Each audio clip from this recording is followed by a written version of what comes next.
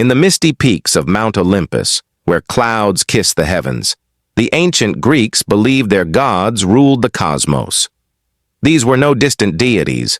Zeus, Hercules, Athena, and their divine kin were flawed, passionate, and deeply human in their desires and conflicts. Their stories, woven into the fabric of Greek culture, explain the world's creation, human struggles, and the forces of nature.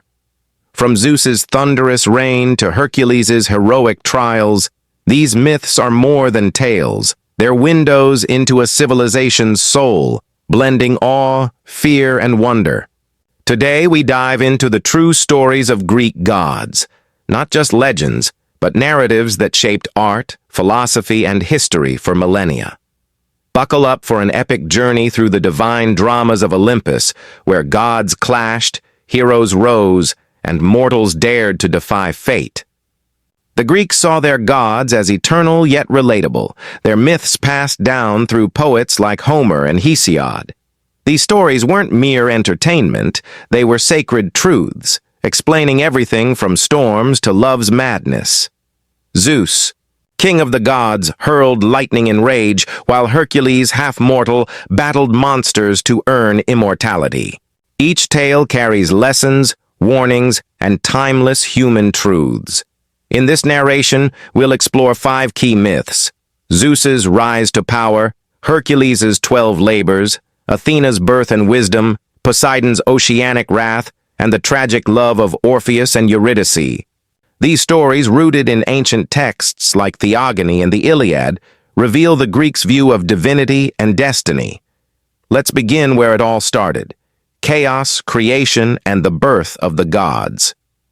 No, Zeus, the rise of the thunder, king before. The gods. There was chaos, a formless void, endless and empty. From this abyss, as Hesiod tells us in Theogony, sprang Gaia, the Earth Mother, and Uranus, the sky. Their union birthed the Titans, colossal beings of raw power. But the cosmos was no paradise. Uranus, fearing his children's strength, imprisoned them deep within Gaia's womb, sparking her wrath. She forged a sickle of flint and whispered rebellion to her Titan son Cronus. In a brutal act, Cronus castrated his father, and from the blood and sea foam rose new deities, including Aphrodite. The sky fell, and Cronus ruled the Titans. But fate is a cruel weaver. Cronus, paranoid like his father, learned a prophecy. His child would overthrow him. To cheat destiny, he devoured each newborn from his wife, Rhea. 5 gods, Hestia, Demeter, Hera, Hades, Poseidon, vanished into his gullet. But Rhea, heartbroken, hid her 6th child, Zeus, in a Cretan cave guarded by nymphs and the warlike Curetes. She tricked Cronus with a stone wrapped in cloth, which he swallowed, none the wiser. Zeus grew in secret, his power swelling like a gathering storm. When he came of age, he confronted his father, forcing Cronus to regurgitate his siblings with a potion from the Titaness Metis. The gods united, and thus began the Titanomachy, a 10-year war that shook the cosmos.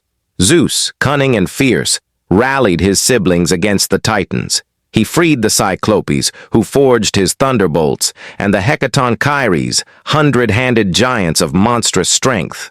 The earth quaked as Zeus's lightning scorched the Titan strongholds. In a final clash, the Olympians triumphed, imprisoning Cronus and his kin in Tartarus, a pit deeper than Hades itself. Zeus claimed the heavens, dividing the world with his brothers. Poseidon took the seas, Hades the underworld. But ruling wasn't easy.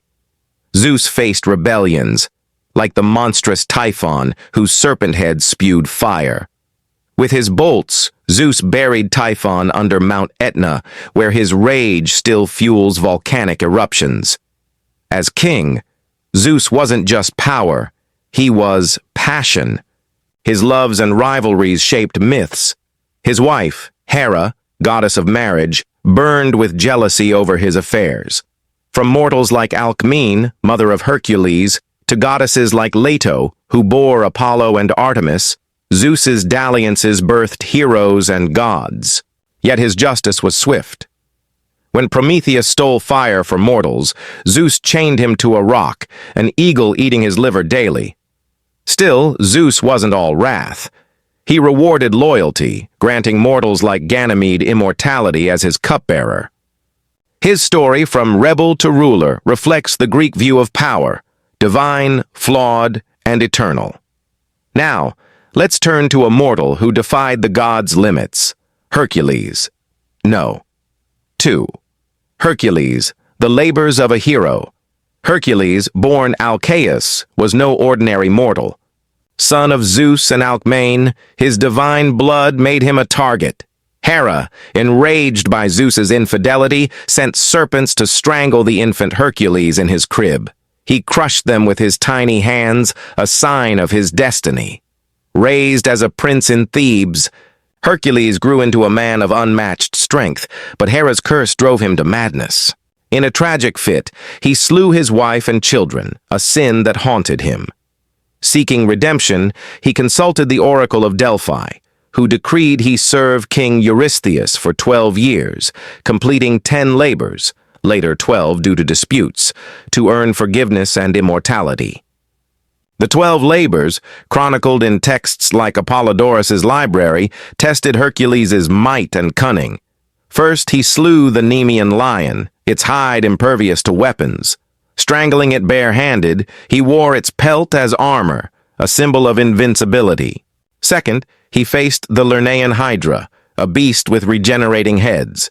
With his nephew Iolaus cauterizing the stumps, Hercules decapitated it, using its venom to tip his arrows. The third labor, capturing the Ceryneian hind, sacred to Artemis, demanded speed and care. He chased it for a year without harming it.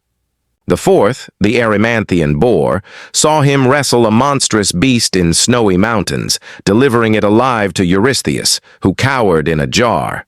The labors grew stranger. Cleaning the Augean stables, piled with decades of filth, Hercules diverted rivers to wash them in a day, a task Eurystheus deemed cheating. He captured the fire-breathing Cretan bull, tamed the man-eating mares of Diomedes, and stole the Amazon queen Hippolyta's girdle, sparking a bloody clash. The 10th labor, stealing Geryon's cattle, took him to the world's edge, where he slew the three-bodied giant. When Eurystheus voided 2 labors, Hercules faced more, retrieving golden apples from the Hesperides garden, guarded by a dragon, and dragging Cerberus, Hades' 3-headed hound, from the underworld without weapons. Each labor was a trial of wit as much as strength. Hercules navigated divine wrath, Hera's schemes, Poseidon's waves, yet persevered. His final labor, fetching Cerberus, saw him wrestle the beast and charm Persephone to allow its release. Completing the labors, Hercules earned atonement, but his trials continued, wars, loves, and a tragic end. Poisoned by a centaur's blood-soaked cloak, he burned on a pyre, only to ascend to Olympus as a god. Hercules' story isn't just about muscle. It's about resilience, redemption, and defying fate. A mortal who became divine through suffering. No 1-3. Athena, wisdom born from war Athena, goddess of wisdom and war, wasn't born like others. As Theogony recounts, she sprang fully grown from Zeus's skull, clad in armor, after he swallowed her mother, Metis, fearing a prophecy of a mightier child. The axe of Hephaestus split Zeus's head, and Athena emerged, her gray eyes blazing with intellect. Unlike Ares, the chaotic war god, Athena embodied strategy and justice, guiding warriors like Odysseus through cunning, not bloodshed. Her birth was a cosmic statement. Wisdom triumphs over brute force. Athena's myths highlight her dual nature. In Athens, her namesake city, she competed with Poseidon to be patron. He offered a saltwater spring. She gifted the olive tree, symbolizing peace and prosperity. The Athenians chose her, and her Parthenon became a cultural beacon. She mentored heroes, giving Perseus a mirrored shield to slay Medusa without turning to stone. Yet her justice was stern. When Arachne boasted her weaving surpassed Athena's, the goddess turned her into a spider, a warning against hubris. Athena's wisdom shaped Greek ideals. She inspired philosophers, architects, and generals, her owl symbolizing knowledge. Her virginity reflected independence, unbound by love's chaos. Yet she wasn't cold. She protected Athens, guided Telemachus in the Odyssey, and even aided Hercules. Her story shows wisdom as a divine force, born from struggle, guiding mortals to balance strength with reason. Next, we dive into the seas, where Poseidon's temper roils. No 4, Poseidon, lord of the deep Poseidon, god of the seas, earthquakes and horses, was Zeus's brother and rival. After the Titanomachy, he claimed the oceans, wielding a trident that could split mountains. His temper was legendary. Homer's Odyssey paints him as Odysseus's tormentor, wrecking his ships for blinding the Cyclops Polyphemus, Poseidon's son. The Greeks, a seafaring people, revered and feared him, offering sacrifices to calm his waves. Poseidon's myths are turbulent. He competed with Athena for Athens, losing with his salty spring. His affair with Medusa in Athena's temple led to her transformation into a monster. His rivalry with Zeus flared in myths like the Trojan War, where he backed the Greeks against Zeus's Trojans. Yet he created wonders, gifting horses to mankind and raising the walls of Troy with Apollo. His love for Amphitrite, a sea nymph, birthed sea creatures, though his affairs sparked her jealousy, much like Hera's.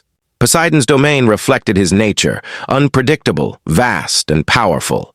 Earthquakes, called Poseidon's wrath, shaped Greek fears of nature's fury. His story teaches respect for forces beyond control, a reminder of the sea's beauty and terror.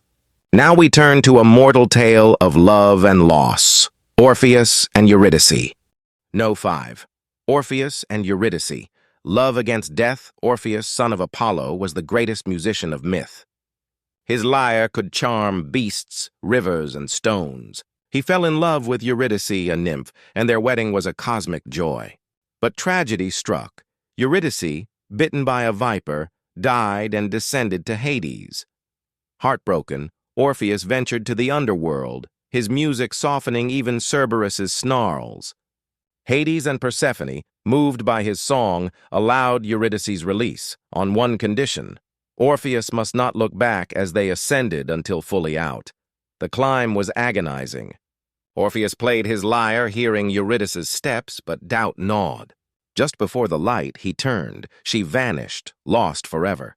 His grief drove him to wander, singing until Maenads, frenzied by his rejection of Dionysus, tore him apart. His head, still singing, floated to Lesbos, where muses buried it. This tale, from Ovid's Metamorphoses, captures love's power and fragility, a mortal's defiance of death, and the pain of loss. Conclusion. The myths of Zeus, Hercules, Athena, Poseidon, and Orpheus aren't just stories. They're the heartbeat of ancient Greece. Zeus's rise shows power's cost. Hercules' labors prove resilience. Athena's wisdom balances war. Poseidon's seas remind us of nature's might. And Orpheus's love defies death itself. These tales, etched in texts like Theogony and The Odyssey, shaped Greek culture from temples to tragedies. They taught mortals to fear hubris, honor the gods, and embrace life's struggles. Today, these myths live on, in art, literature, and even our words, like Herculean. They remind us of humanity's timeless questions. Why do we suffer? Can love conquer death? What is wisdom's role? As we leave Olympus, carry these stories. Proof that the ancient Greeks, through their gods and heroes, still speak to us, urging us to face our own labors, storms, and songs.